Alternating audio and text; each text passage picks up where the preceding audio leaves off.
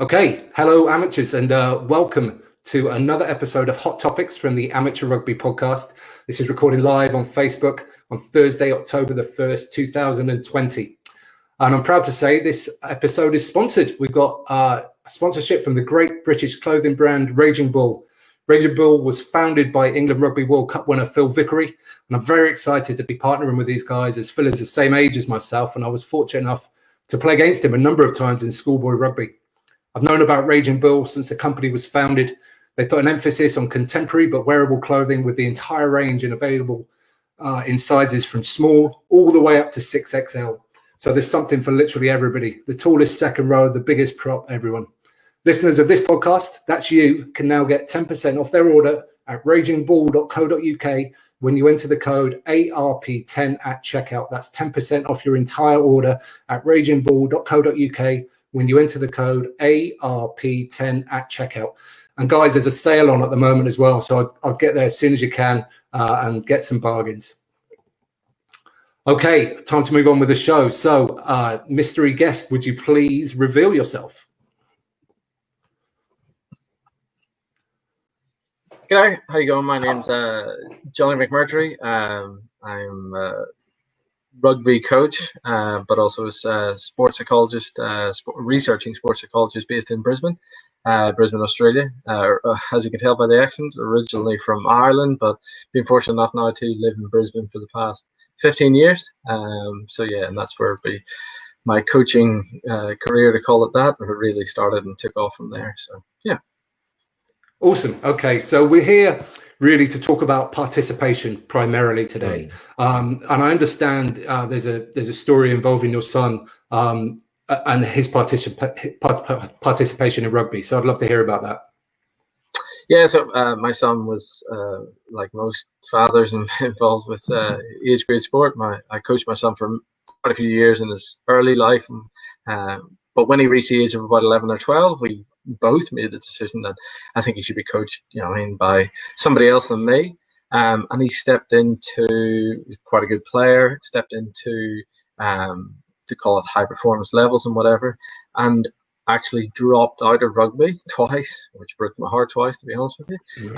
Which led me into looking at which actually led me into what I'm researching now at the moment, as why did these age grade, especially of that adolescent age grade, you'll see it yourself, 14 to 18, the dropout rates all of a sudden really spike, and we lose a significant amount of players, but not just players, as I was talking to the clubs as well. We're talking possibly future coaches, future administrators, chairmen, supporters, anything along those lines.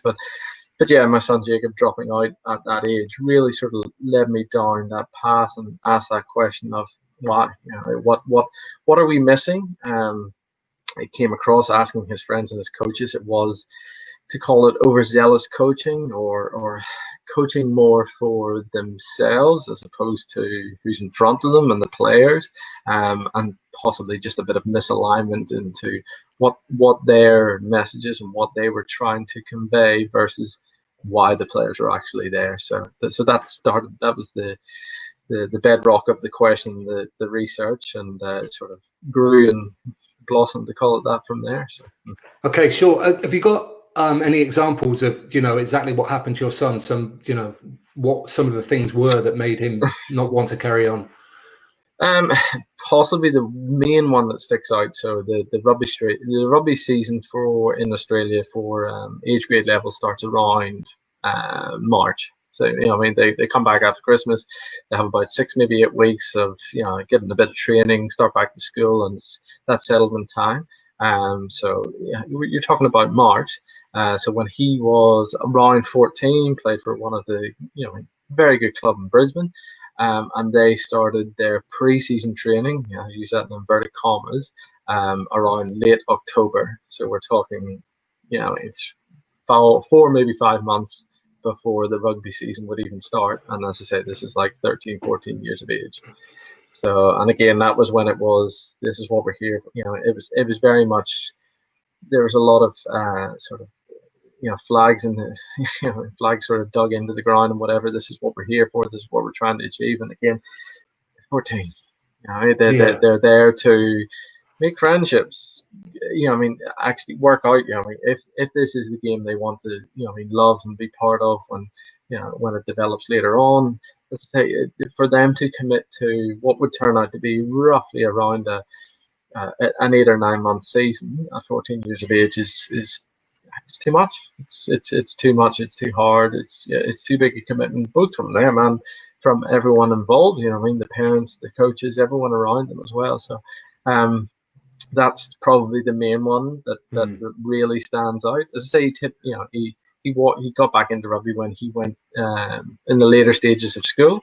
And again, that was more, he really enjoyed it then.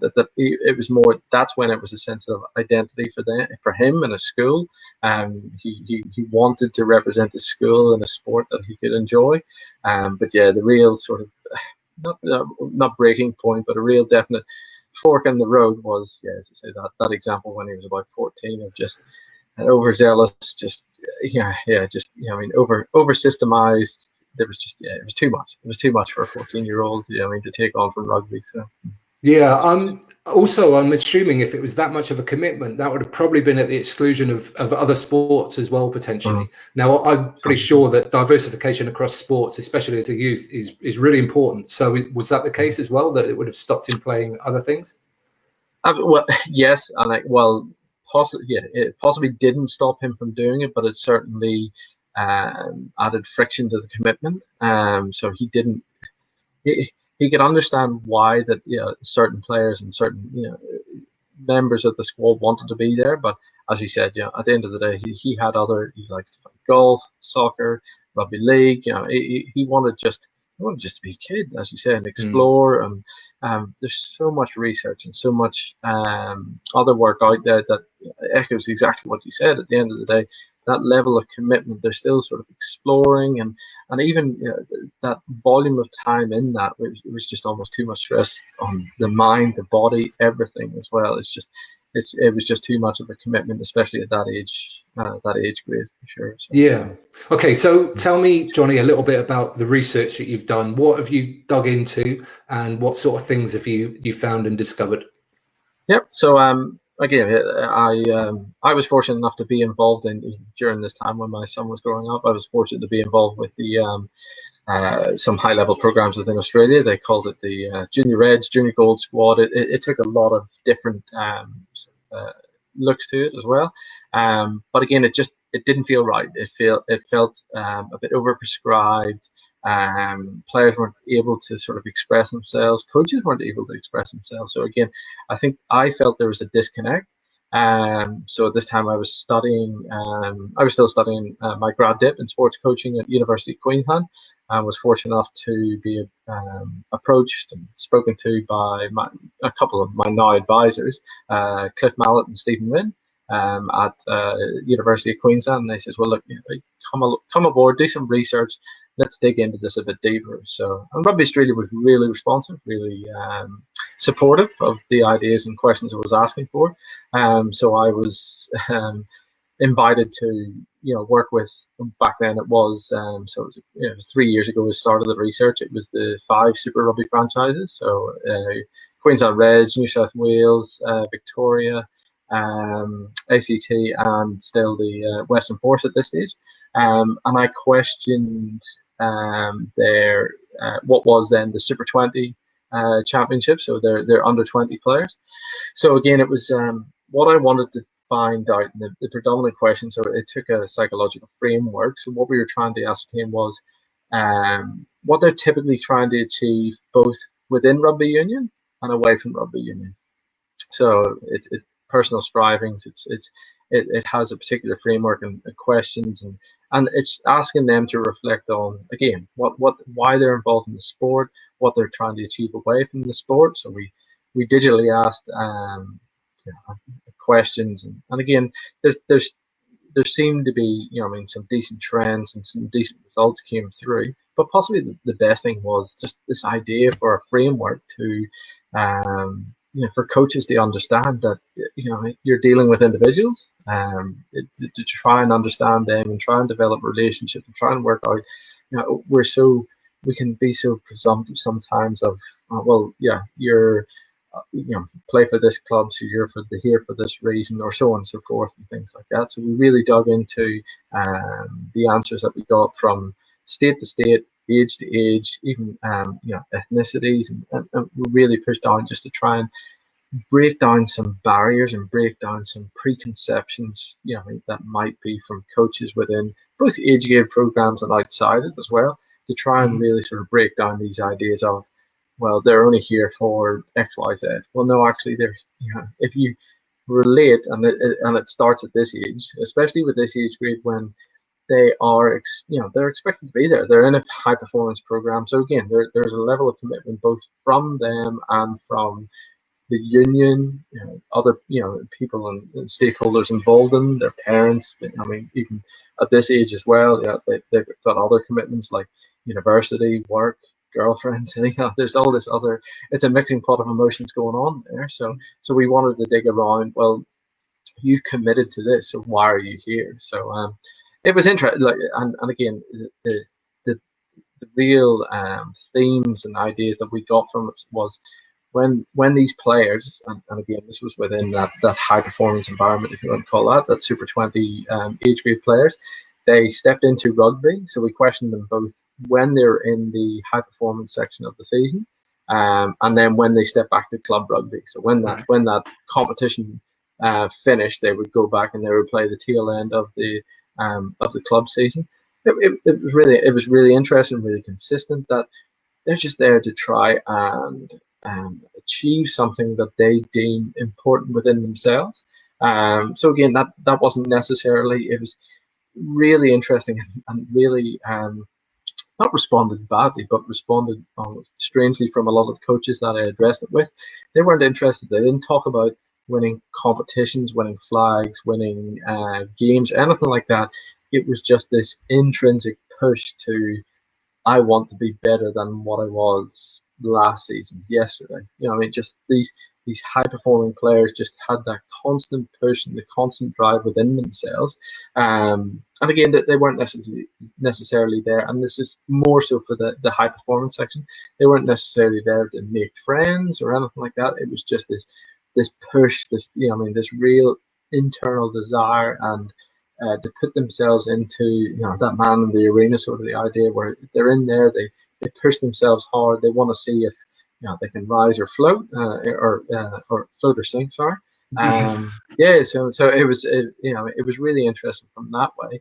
And then they stepped out of, so they came in here and it was almost, they put on this rugby hat and then they stepped away, and that finishes, that then they are a son, a boyfriend, whatever it might be. A lot of them went to uni, so they see themselves as a student. A lot of them work, so they see themselves as an apprentice or something like that. So again, this view that this rugby is all encompassing and controls and pushes every facet of the life, just it wasn't true. It wasn't true. So it was more, for me, again, it wasn't really about even the data that we got. It was more about trying to get this idea and framework and potential structure that can be used time and time and time again across other different sports if needed be. That they're players, they're individuals. They're yes, they will have certain like all if we banded them all together, like all Gen Z, Gen Y, Gen X, or I don't even know where we're at anymore, to be honest with you, but they all have these certain traits and actions and how they see the world, but at the same time they're still individuals and they have their own different colored strands and things like that as well. So again, it was more trying to work with Rugby Australia so that they could see some of this and that we need to be more malleable. Like as I said, when I was involved in the high performance programs that we're involved in, we would get a big folder, extremely, and I'm sure you'd see it in other programs as well, extremely big folder, but 3/4 of it is this is how you catch pass, this is how you starter plays, line out jumping, so on and so forth, and things like that. But I guess I just wanted to, having seen my son go through it, being involved with a number of clubs across Brisbane and Victoria before that as well. I just wanted other people to sort of see, well, it's how you relate and communicate. At the end of the day, this is just that brilliant podcast and brilliant video between Steve Kerr and Pete Carroll. That's all that side of the fold, that's just the stuff. At the end of the day, how you coach and how you communicate and how you can relate, that's the important stuff. At the end of the day, if you can actually get your message across and it's heard and you hear what they're saying in return, that's when it really sort of digs in and starts to twig and the penny drops and everything like that. So yeah, for sure. So all of your research has been done at sort of the elite level. Is that the case? Yes. So as I say, yeah. So it's all done within players. So some of the, again, don't get me wrong. So some of the players who were involved in the research, it says 2-3 years ago, some of them have gone on to be Wallabies, Queensland Reds, New South Wales, players. Some of them haven't. Some of them were just involved in that program. And again, I guess this is the important thing from it as well. Some of them were happy from the responses that we've seen. Some of them never intended to push any further. They wanted to be involved in that program. As I said, it was a test for them then, but then they had other ambitions to be doctor, teacher, lawyer, whatever it might be. So again, I guess it's just asking that question so that, again, like we're talking about with Jacob, you don't come across as overzealous. You're giving them what they want from the program and the sport, so that you're not pushing them away. As opposed to think you need to give them more, you need to push. This is what they need. We need to ask. We need to ask the question. We need to talk about it. We need to say, well, actually, why are you here? Is it? It's. I think it's Johnny Wilkinson said, understand what bus stop they got on at. Understand them as a person. What they want from the sport. Again, it could be purely on a social level. And again, from the research, I'm finishing off now. It wasn't that, within that high performance program, but there was elements of it when they stepped back to the club. But again, it was more just about they were there to test themselves, express themselves. And then when rugby was done, they became, them something else. That was still part of them, but then their focus adjusted and things like that. So did you receive any kind of pushback from coaches when you sort of showed them this data? Yes and no. Like, some coaches did get upset because they're like, well, why are we doing these programs? If they're individually focused, they're not focused on winning, why are we doing it? And I sort of asked the question back to them. I says, well, is that not the idea of these programs at the end of the day? It's not about, you couldn't tell me who won. You couldn't tell me who won, the Super Rugby Championship, say 4 or 5 years ago. You can't. So when it gets to the under 20 level, we're really not going to remember that. But again, it's about, it's about somebody entering into the program, you giving them what they want from it, so that they leave, a better person, not just even a better player, but a better person. Now, if they can grow and express themselves, and it gives them what they need for that point in their life, and then if they exit, so be it. If they go on to become a Queensland Red, a Wallaby, or whatever, then you've done your bit. They'll appreciate that. They'll thank you for it. It's not solely about. It's not driven by the scoreboard. It's not driven by flags or anything like that. It's driven by relationships, personalities, understanding players, understanding the people that are in front of you, giving them what they want and need then.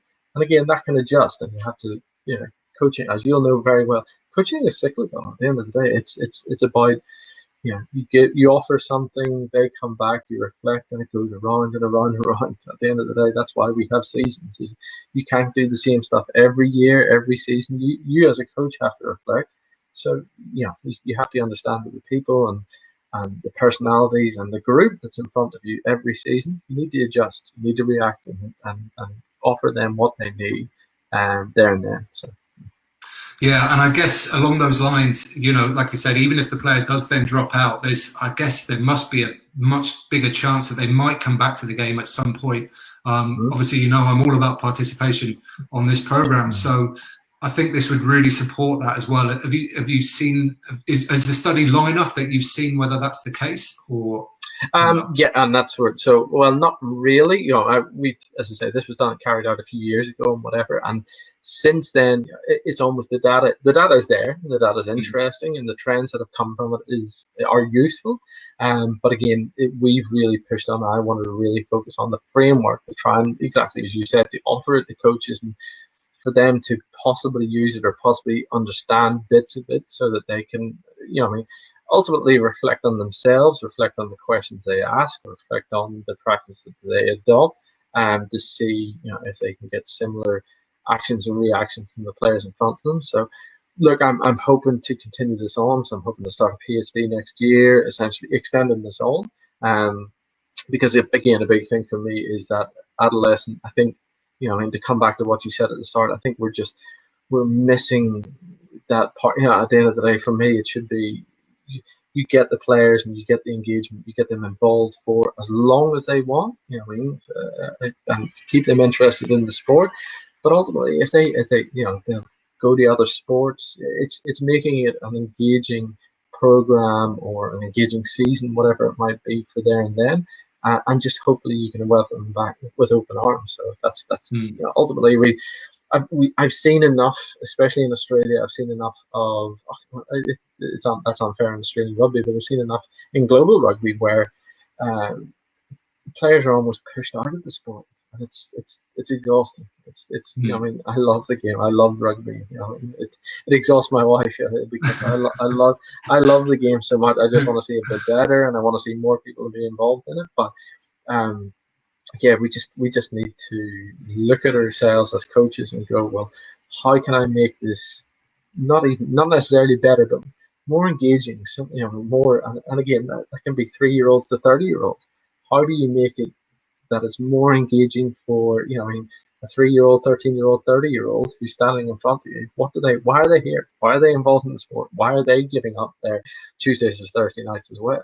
You know, yes, as much as you're giving it up, they're giving it up as well. They're making a commitment. They're paying fees. And again, if they do get injured, I mean, have you created an environment where they're going to step away or go missing for 12 weeks? Or have you created an environment where they will run water bottles, they will help you out in training night, they will throw out a few cones or, you know, I mean, kick the balls back or whatever it might be?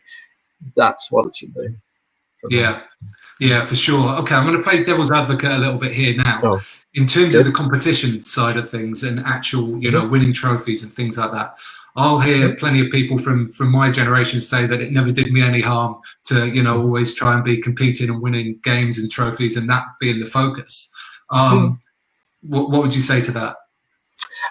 Look, and again, there's other research out there to support, especially with age grades. So again, I'm looking more towards the age grade side of things. So there's other research out there done by Angela Duckworth, which, you know, you may not have seen, and she did a much more longitudinal study where, again, the 5 main things that came out were good relationships, trying hard. I can't even remember all, you know, I mean, all that were there and things like that. But again, it was winning trophies, getting kit, you know what I mean? All these, we have all this fascination about getting a bit of stash and rugby and things like that as well. Which is important. Don't get me wrong. But again, they're much lower down the scale and the size. It's like the players just want to go there and they want to try hard and, you know, make connections and just, you know, push themselves and expose themselves and yeah. So, and don't get me wrong. Yeah. So winning, I don't necessarily think I guess it's skewed slightly to say winning trophies is the be all and end all and whatever. It's actually going and, as you said, performing and playing well in a game of rugby that you can identify with. So again, that's, you know, because I remember like when I was 16, we had great coaches back in Northern Ireland. It's a great coach who was, well, how do you want to play the game? You know what I mean? So again, we had really a decent forward pack and whatever. So we knew that at the end of the day, we did want to play like everyone does. You know, that was when it was Super 10s or Super 12s back then and whatever. So you could see Carlos Spencer and things like that shifting the ball and whatever. But at the same time, we also knew that, and he would play devil's advocate like you just did. Well, yeah, we can throw a double skip pass, or we can do, you know, I mean, the kicks to the corners where, you know, I mean, we're trying to catch them up there, but you're also doing, you're also playing on a cold, Wednesday night where it's raining, and in December and things like that. So he challenged us, but again, he asked those questions and whatever. So, but we loved it. That was some of the better seasons that I ever had, because we were in control. At the end of the day, we didn't win many competitions or anything like that. We weren't, the strongest team in our league, but we felt we played as hard as we could for each other, and that's ultimately, we came off the pitch going, as you said, we gave it our all, whatever. So yeah. So you had ownership of it, I guess.